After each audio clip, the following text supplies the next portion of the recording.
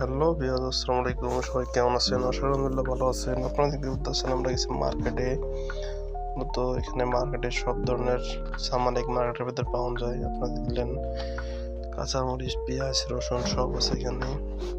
তো কাতারের মার্কেটগুলো, শপিং মলগুলো এইভাবে এখানে টমেটো সাজিয়ে রাখছে, আলু টালু সব আছে এখানে।